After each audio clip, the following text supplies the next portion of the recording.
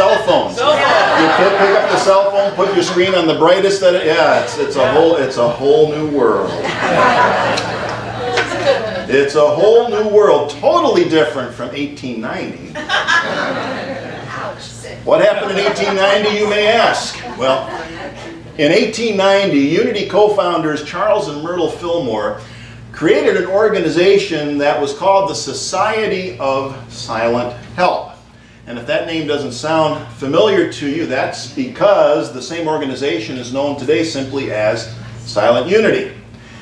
It's been operating for 124 years now, and I know that, I think, how many folks have been back to Unity Village? I know it's tough for folks on the West Coast to get back there. I know most of you have never been there, so we're talking today about the evolution of prayer, so I thought I would share a few pictures of the evolution of Silent Unity. These are some photos from the Unity archives showing Silent Unity over the years.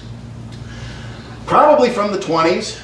That's my guess, 20s or 30s. That's where the letter writers were all working back then. Those of you who have called Silent Unity, they always ask you if you'd like to receive a letter that sort of summarizes and reaffirms what what Silent Unity was praying with you about. So those are the letter writers from the 20s. And then the next one here, I believe we have a shot of the phone room. That's look at that, it's kind of an Art Deco thing going there. And in fact, if you walk around Unity Village through the various buildings and things, you will find some rooms that still have that sort of a Art Deco style to them. They preserved some of that, but Silent Unity has grown and expanded way beyond that over the years. And then the next one here is a picture of Charles Fillmore actually leading the Silent Unity associates in the daily prayer service. It happens every day at 11:15. Everybody gets together. Now they get together in the big Silent Unity chapel, but that was probably back when they were still in downtown Kansas City at 9th and Tracy with their prayer service being held there. And you can see Charles Fillmore.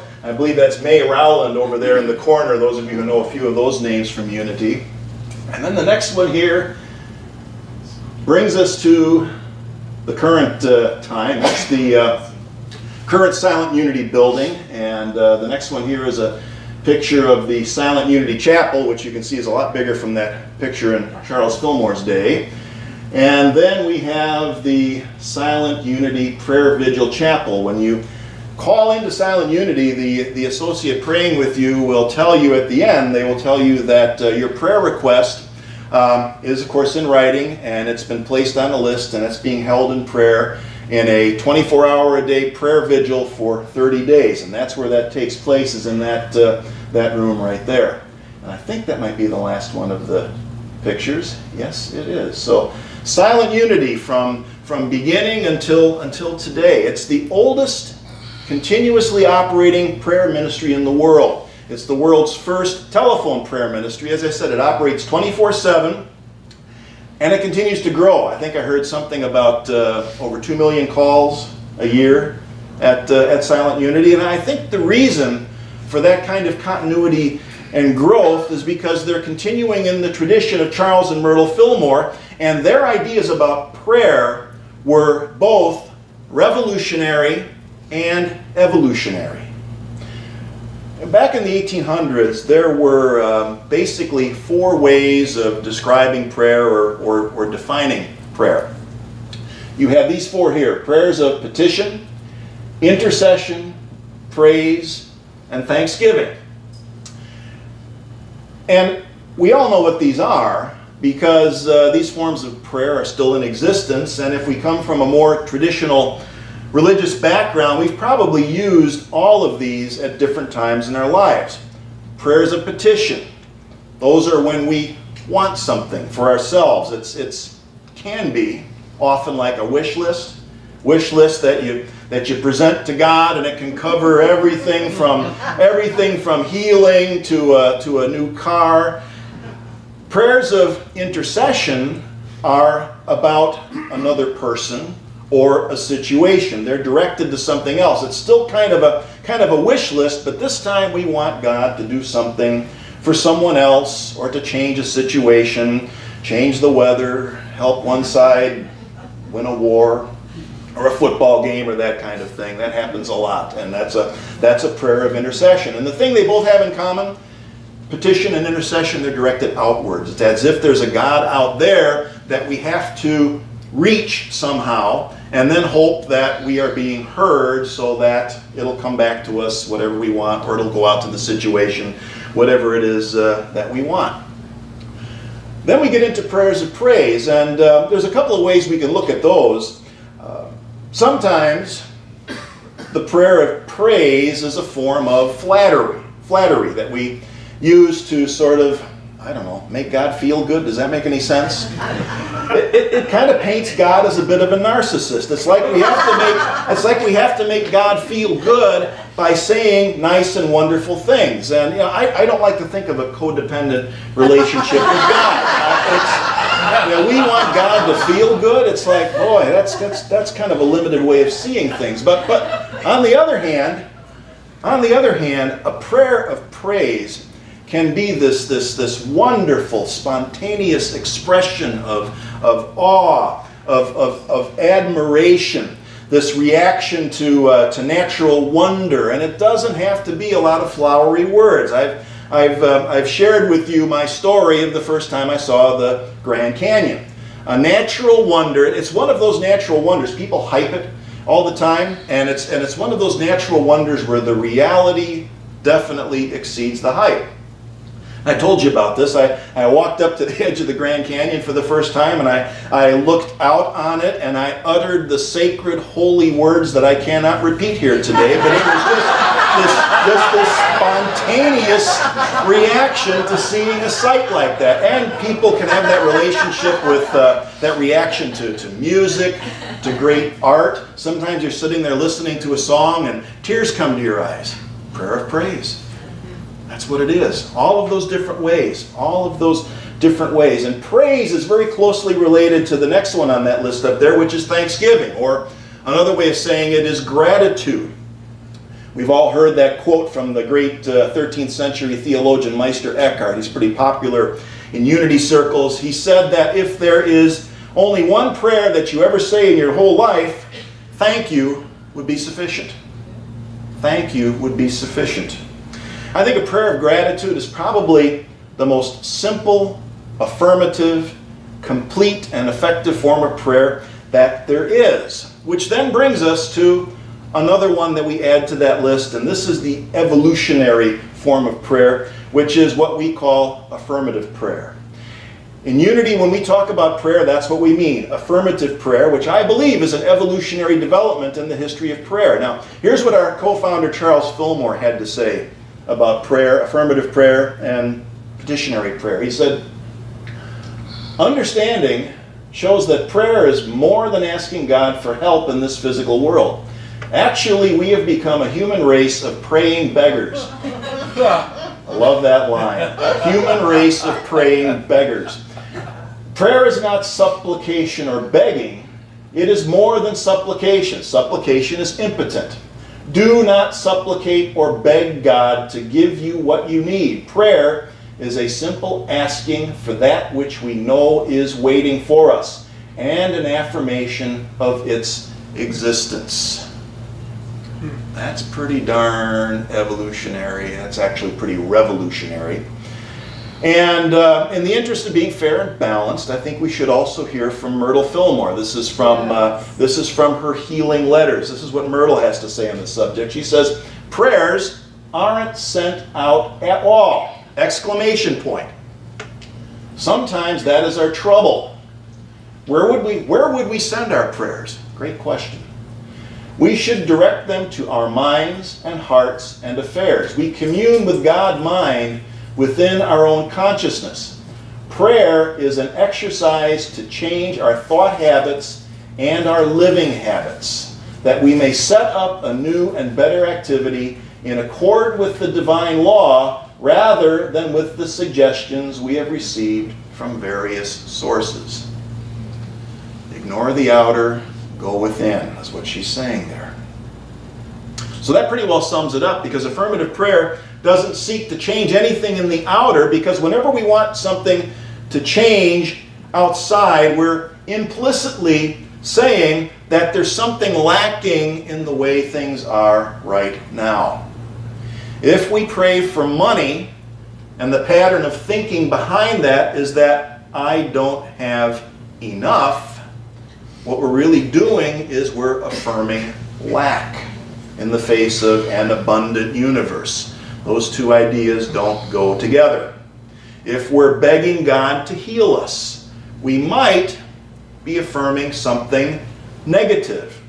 We might be affirming that the way to wholeness is outside of us, that we are somehow powerless.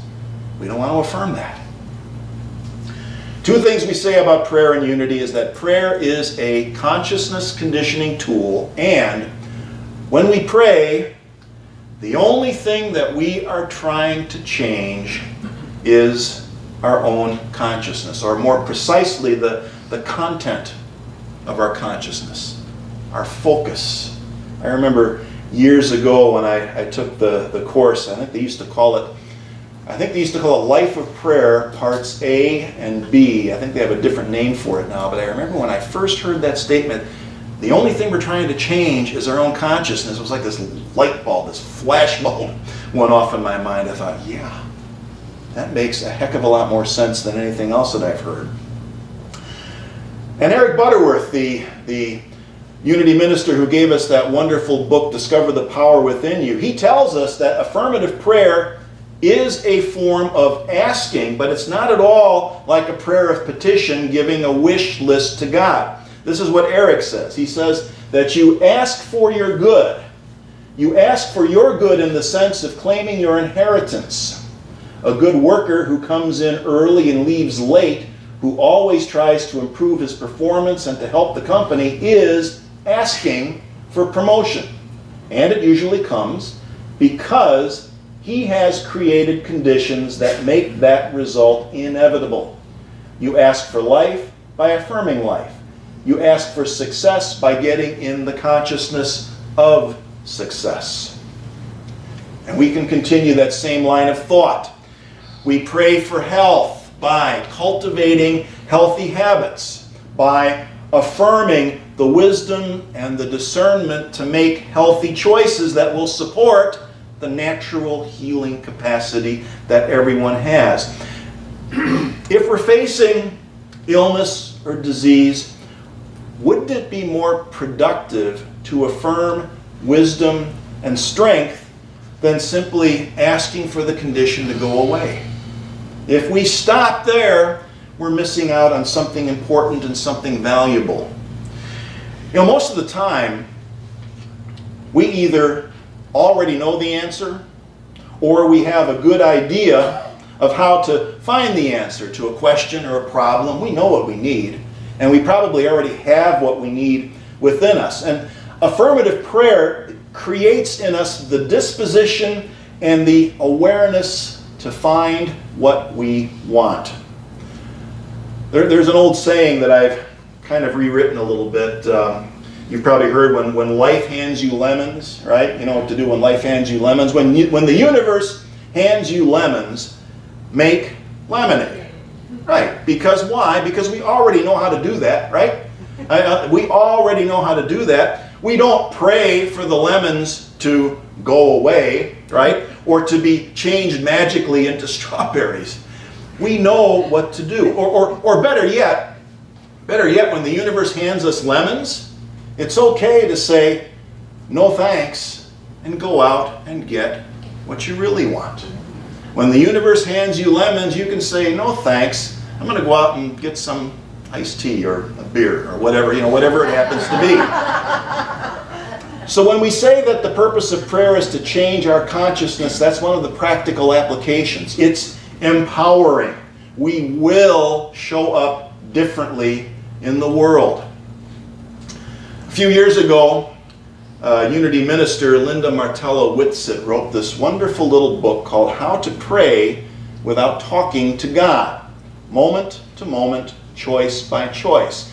And one of the major themes of her book is that we need to become aware of our true identity, which is divine reality and expression. That's our true reality. According to Linda, there's really only one reason that we pray, and this is the way she puts it. She says, we pray to claim and assert our divine identity so that we can live more fully from it. We pray so that we may embody divine nature.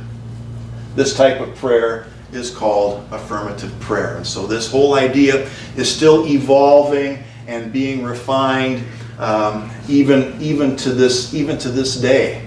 God is not an invisible superhuman out there someplace. Now that doesn't mean we can't talk. It's just a question of our intention and direction.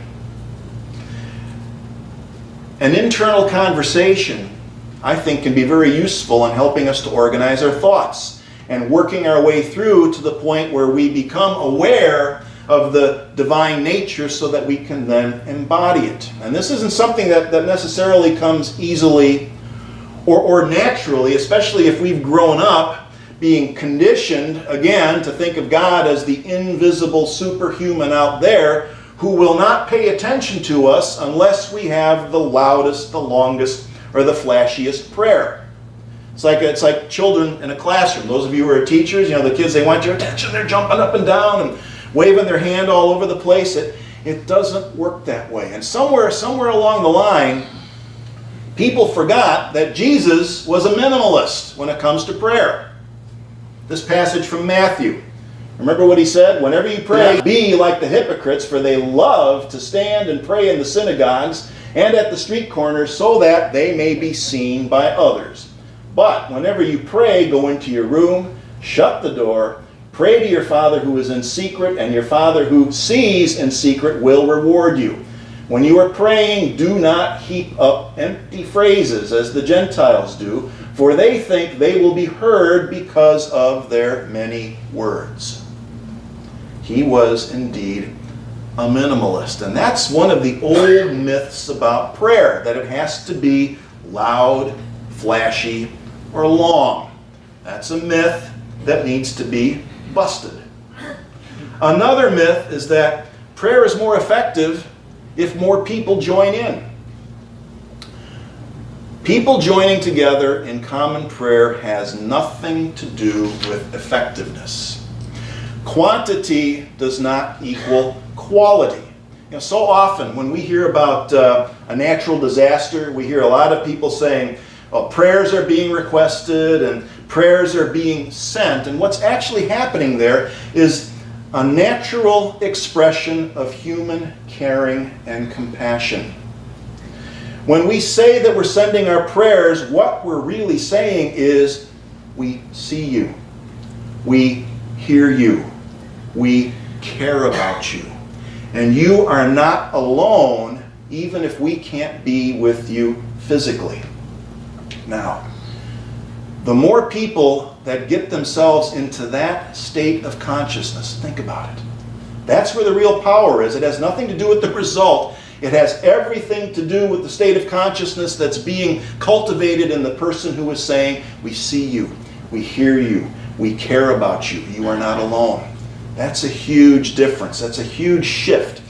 In practical terms, that kind of consciousness, that outpouring of care and compassion can turn into forms of physical support, money, clothing, food, whatever's needed, things like that. If I'm experiencing a major challenge, it is comforting and uplifting to know that other people have my back, have my back in consciousness, so to speak. That other people have agreed to be mindful of my situation with a compassionate and benevolent intention. And everyone involved in that process is blessed. So it's not about quantity equaling quantity. It's about pouring out a blessing, is what that amounts to. We want to know that people care. We need to know that people care, and it's good for everyone involved. It makes us better people, and it makes the world a better place. So this is called the evolution of prayer, and I'll just say that affirmative prayer isn't the last step in the evolution of prayer, because obviously evolution is a multifaceted and dynamic process. There's another evolutionary step in the history of prayer that Unity calls the silence. Other traditions simply call it meditation. That's going to be the topic for next week. I'm calling it reality-based mysticism. See you then.